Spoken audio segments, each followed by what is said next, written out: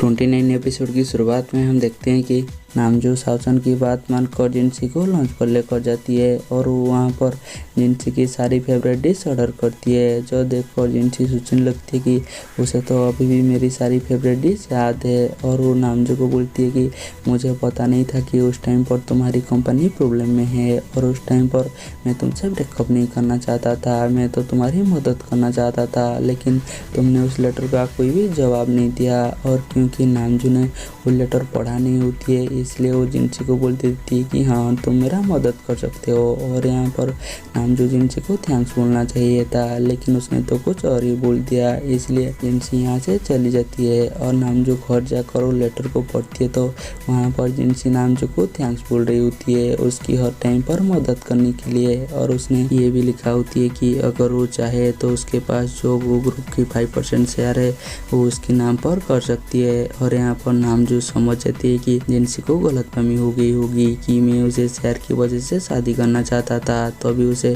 जिनसी call करती है और उसे बताती है कि तुम्हारी मदर ने मुझे कॉल किया था और उन्होंने बताया कि वो तुम्हारी पुराना घर पर गए थे और अभी जो लोग वहाँ पर रह रहे हैं उन्होंने उन्हें बता दिया कि अभी तुम वहाँ पर नहीं रह रही हो और अभी तुम जहाँ पर रह रही हो और उन्होंने तुम्हारी न्यू एड्रेस तुम्हारी मदर को दे दिया और तुम्हारी मदर तुम्हारी घर पर जा रही है। तो नामजो जिनसी को बोलते कि क्या तुम मेरी दोबारा से मदद करोगे। तो जिनसी उसे बोलते कि ठीक है, लेकिन ये आखिरी बार। और उसके बाद जिनसी अपनी सारी सामान लेकर नामजो के घर पर पहुंच जाती है और नामजो जिनसी के पास उन दोनों की फोटो देखकर वो तो बहुत ज़्यादा खुश हो जाती है। और उसके बाद मदर घर में आते हैं तो उन दोनों को पूछती है कि तुम अचानक यहाँ पर मूव क्यों हो गए। तो नामजो बताते है कि ये जगह ऑफिस की काफ़ी पास है और ये जगह जिनसी को पसंद है और उसके आसपास बहुत ही अच्छे रेस्टोरेंट हैं, लेकिन जिनसी बताती है कि एक और म्यूजियम का है और हम दोनों किराए पर रह रहे हैं। और उन दोनों की ऐसी अलग अलग जवाब पर तो मदर को उन दोनों के ऊपर शौक हो गया होती है, इसलिए मदर बताती है कि मुझे काफ़ी भूख लगी है, इसलिए चलो हम कहीं पर डिनर करने के लिए चलते हैं। और डिनर टेबल पर मदर देखते हैं कि नामजो और जिनसी पूरी तरह से शांत है, इसलिए वो उन दोनों को बताती है कि आज मैं बहुत ही थक गया हूँ, इसलिए आज मैं तुम्हारे घर पर रहने वाला हूँ। जिस बात पर नामजो फटाक से मान जाती है तो जिनसी उसे घूरने लगती है और जैसे ही मदर चली जाती है तो नामजो जिनसी के आगे रिक्वेस्ट करने लगती है कि आखिरी बार तुम मेरी मदद कर लो।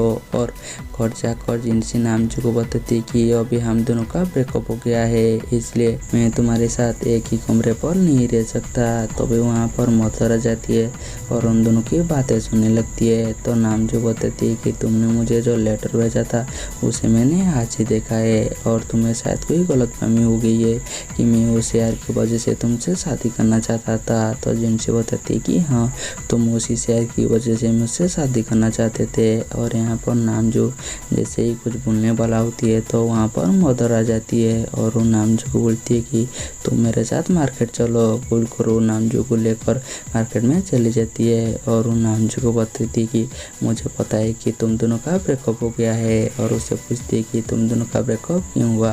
तो नामजो बताती है कि मैं काम पर काफ़ी बिजी हो गया था, इसलिए जिनसी को टाइम नहीं दे पाया और उसे शायद मेरी और जिन की रिश्ते को लेकर गलतफहमी हो गई है। तो मदर उसे बोलती है कि मुझे पहले से ही पता था कि जिन तुम्हें पसंद करती है और उसने ज़रूर जिनसी की मन में डाउट पैदा करने के लिए कुछ ना कुछ किया होगा। तो नामजो बताती है कि और जिनसी को भी ऐसा लगता है कि मैंने शेयर के लिए उससे अप्रोच किया। तो मदर उसे पूछती कि क्या तुम उससे मूव ऑन कर चुके हो। तो नामजो उसे ना बोलती है। तो मदर उसे बोलती है कि ठीक है, मैं तुम्हें जैसा बोल रही हूँ तुम बिल्कुल ऐसा करना। और अगले दिन नामजो जिनसी के लिए उसकी फेवरेट ब्रेकफास्ट बनाती है, जो देखकर जिनसी को तो बहुत ज़्यादा अच्छा लगती है।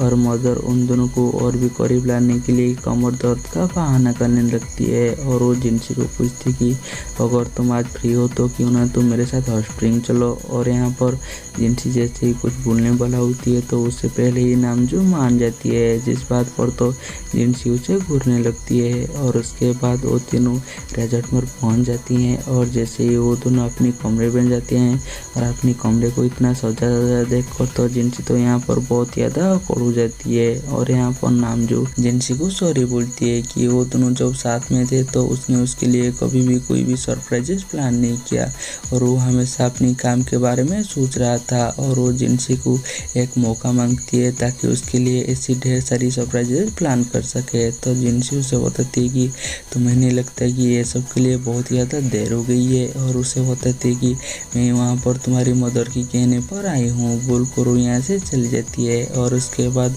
वो मदर के साथ हॉट स्प्रिंग में होती है तो मदर जिनसी को बताती है कि मुझे तुम दोनों की ब्रेकअप के बारे में सब कुछ पता है, और साइड में ये सारी बातें नामजो भी सुन रही होती है। और मदर जिनसी को बताती है कि उसे यार की वजह से नामजो तुमसे शादी करना नहीं चाहता था, वो अपनी फादर की आखिरी विल की वजह से तुमसे शादी करना चाहता था, लेकिन बाद में वो सच में तुमसे प्यार करने लगा। तुमने ही उसे अपनी लाइफ जीना सिखाया है, और जब से तुम दोनों अलग हुए तो नामजो काफ़ी परेशान है। ये सुनकर जिनसी सोचने लगती है कि उसे नामजो के साथ नहीं छोड़ना चाहिए था, और जैसे ही जिनसी जाने वाला होती है तो उसकी सर चकराने लगती है और वो वहीं पर बेहोश हो जाती है। तभी मदर नामजो को बुलाती है तो नामजो भागते हुए आकर जिनसी को लेकर यहाँ से चली जाती है। और जब जिनसी को होश आती है तो नामजो उसे बोलती है कि तुम्हें कुछ भी चाहिए तो तुम मुझे बता देना, मैं तुम्हारे लिए वो सारी चीज़ ला दूंगा। और जैसे ही वो सब होटल से चेकआउट कर जाने वाला होती है तो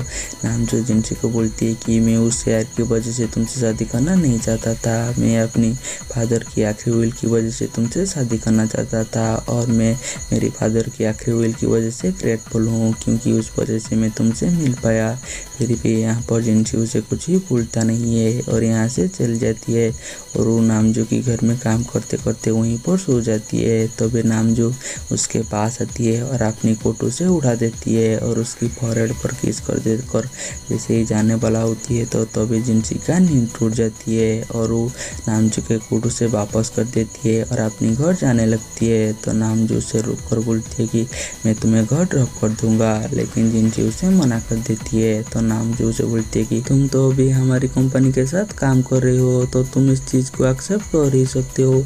और उसके बाद नामजो जिनसी को चुनने के लिए उसके घर में जाती है और उसे बताती है कि मैं उस टाइम पर तुमसे ब्रेकअप करना नहीं चाहता था, लेकिन उस टाइम पर मेरी कंपनी के साथ काफ़ी प्रॉब्लम चल रहा था और मुझे ऐसा लग रहा था कि मैं उस टाइम पर हार गया, और मैं ये भी नहीं चाहता था कि तुम वो सारी चीज़ को फेस करो, और मैं तुमसे दूर भी नहीं होना चाहता था, और मुझे पता है कि तुम भी बिल्कुल यही चाहते हो, इसलिए क्यों ना हम दोबारा से शुरुआत करें। लेकिन जिनसी ये बोलकर चली जाती है कि मुझे सोचने के लिए दोबारा टाइम चाहिए। तभी पीछे से जोआन आती है और वो नामजो को बताती है कि मैंने तुम दोनों की सारी बातें सुन लिया है। तो नामजो बताती है कि मैं सच में जिनसी को बहुत ज़्यादा प्यार करती हूँ। तो जोआन बताती है कि मुझे पता है कि तुम जिनसी का बहुत ही अच्छे से ध्यान रखोगे, इसलिए तुम कभी भी गिव अप मत करना बोलकर वो यहाँ से चली जाती है। और अगले दिन इनको एक एनिमेशन समिट अटेंड करने के लिए दूसरी सिटी में भेजा जा रही होती है। असल में नामजो ये सब जानबूझकर कर रही होती है ताकि वो जिनसी के साथ और ज़्यादा से ज़्यादा टाइम स्पेंड कर सके, लेकिन वो जब मीटिंग में जाती है तो उसे पता चलती है कि